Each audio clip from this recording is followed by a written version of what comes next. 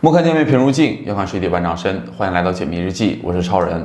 2002年10月，美国华盛顿发生了一起严重的枪击事件，造成10人死亡、3人受伤。凶手行凶没有任何的目的性，这让整个华盛顿地区居住的人们都陷入了恐怖的氛围中。他们甚至白天也不敢出门，不敢去加油站，因为随时都有可能因为一声枪响而丧命。受害者中有黑人、白人、年轻人、老年人。凶手到底是谁？为什么要杀害这些无辜的人？他的作案动机又是什么？让我们一起走进今天的故事。2002年10月2日6点，华盛顿街头，一名计算机程序员下班后打算去超市采购一些东西。正当他走向超市门口时，一颗子弹不知从哪里射了过来，程序员当场倒地身亡。第二天10月3日早上7点41分，华盛顿街头正在汽车店前清理杂草的工人突然倒在了地上。他挣扎爬到汽车店的门口，便再也动不了了。当被人发现时，他的左胸被一颗子弹击中，已经停止了呼吸。8点左右，这天是华盛顿一名出租车司机与妻子结婚25周年纪念日。他打算到加油站把车加满油，便回家与妻子度过这个非常重要的日子。然而，当他推开门走出了加油站时，悲剧发生了。不知从哪里射来了一颗子弹，打中了他的左胸口。当救护车赶来时，他已经断了气。然而，这一切才刚刚开始。就在司机被枪杀20分钟后，早上8点37分，在距离司机中枪处附近的邮局门口，一位26岁的女士正坐在一条长椅上看书，就听见砰的一声枪响，她从长椅上倒了下来，她的头上满是鲜血，子弹打穿了她的头。上午9点58分，一名叫劳瑞的女士把车停在了加油站，从车内走出时，一颗子弹击中了她的头部，当场毙命。不到16个小时内，5个被枪杀，华盛顿陷入了一片人人自危的恐慌之中。很多学校都开始放假，公众不敢随意出门，商场也一片冷清。然而，噩梦远没有结束。10月3日晚上9点15分，凶手在休息了将近12个小时以后又出现了。正在街上行走的夏洛特被子弹击中身亡。10月4日，凶手的活动范围向南部扩展了一些。下午2点30分，在弗吉尼亚的弗雷德里克堡，名叫洛森的男人被枪击中，但是被抢救了过来。接连发生的7起枪杀案，警方出动了全城警力调查，发现所有的子弹都是从同一把步枪里射出的，但无法确认有一个凶手还是2个凶手。之后的4天，凶手都没有任何的动静。10月7日星期一，一家中学门口，13岁的学生在走出学校时腿部中弹，凶手朝他腹部再补一枪。他是所有被害人当中唯一一个未成年人，幸运的是他活了下来。警察在现场调查时找到了一张用于占卜的塔罗特纸牌，那是一张代表死神的纸牌，在上面写着一行字：亲爱的警察，我是上帝。FBI 的犯罪学家相信，这张纸牌是凶手在尝试着与警察对话。除了纸牌外，警方在这起案件中还有一个收获，在现场的附近草丛里发现了一支圆珠笔，笔管上有疑似凶手的指纹。2天后，10月9日，53岁的中年男子给自己的车加满油，准备离开时，突然头部中枪，倒在了地上。又一个2天后，10月11日上午9时30分，一个警卫队正在一个加油站附近巡逻，然而就在警察的眼皮子底下，正在加油的布里吉斯突然腹部中弹倒地，他被送到了附近的医院，因为抢救及时，幸运地活了下来。3天后，10月14日，凶手对自己的行为充满了自信，他们不断地挑衅警方。一位 FBI 的专家把车停到了教堂附近的一个停车场，从车内走出时，头部被一颗飞来的子弹击中，这位专家当场死亡。凶手甚至挑衅地留下了和上次相同的死神卡牌。5天后，2002年10月19日，星期六，37岁的男子在前往一家餐馆的路上被枪击中，他左胸中弹，被送到当地的医院抢救，保住了性命。很快，警方接到了一个神秘的电话，对方自称自己是凶手，并一五一十地告诉了警方他们所做的一切。警方马上追踪电话的位置，发现是从公用电话打过来的，还使用了变声的装置。警方感到非常气愤，在这场恶劣的连环枪杀案中，他们一直在被凶手牵着鼻子走。2002年的10月22日早上6点左右，一名汽车司机被击中了头部，当场死亡。又是一起凶杀案，又是一枪毙命。身处华盛顿的每一个人，没有人敢说自己是安全的，每个人的神经都紧绷着。在现场，警方找到了一张纸条，在纸条上，凶手提到向政府索要1000万美元，并威胁警方，如果拿不到钱，那些学校里的孩子将时刻处在危险之中。在这光天化日之下，到底是谁在肆无忌惮的行凶呢？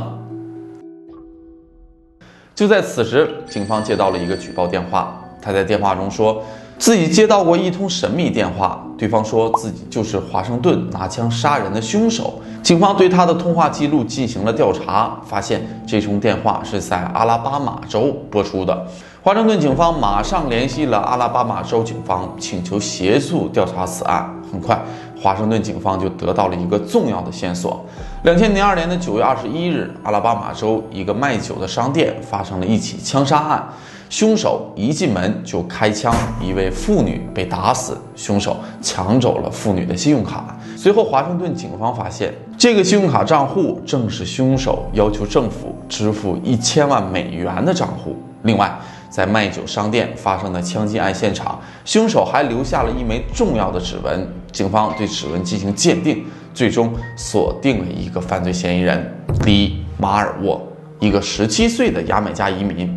因为马尔沃和其母亲在偷渡后曾被拘捕，所以留下了指纹。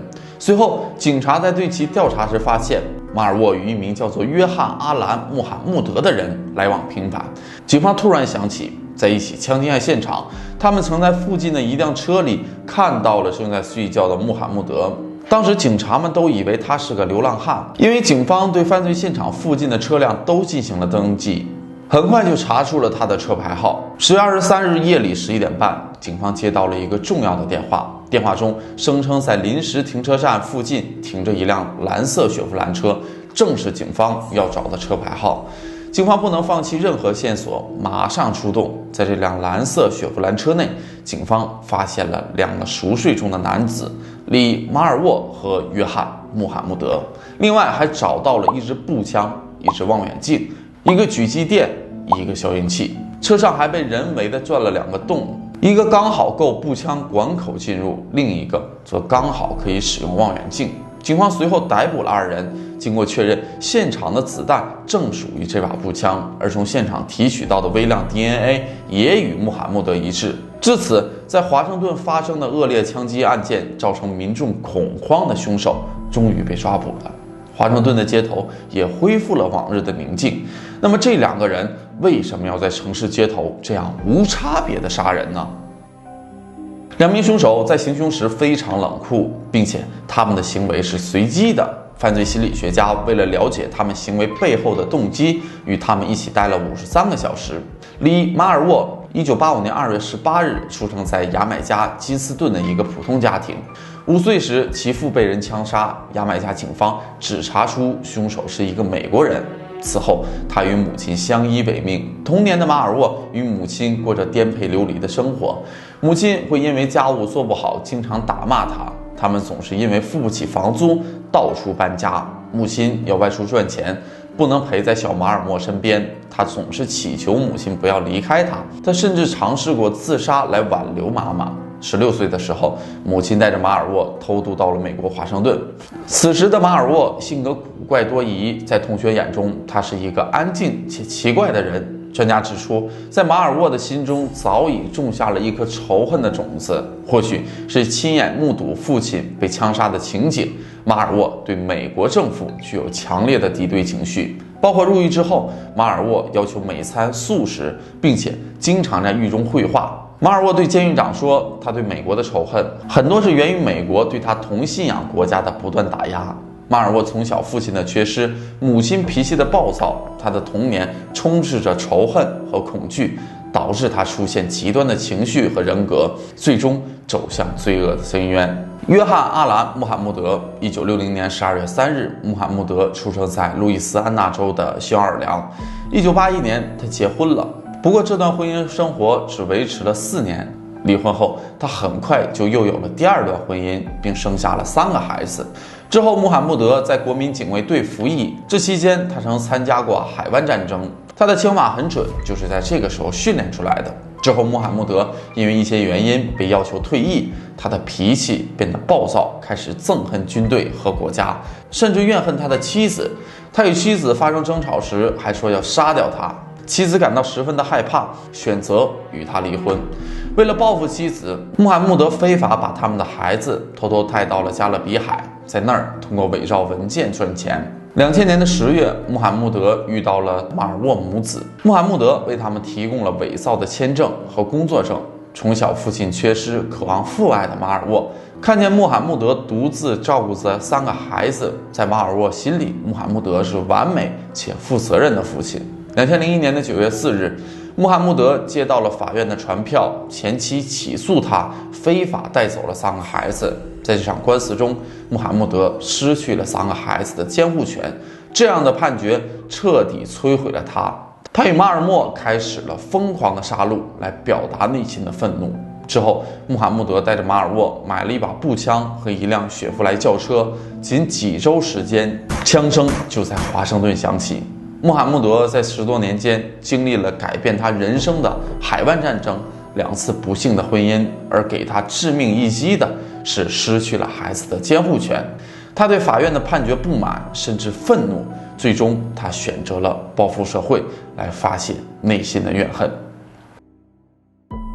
2003年的10月，对2人的审判开始了。因为华盛顿特区没有死刑，对于马尔沃和穆罕默德的审判将在弗吉尼亚进行。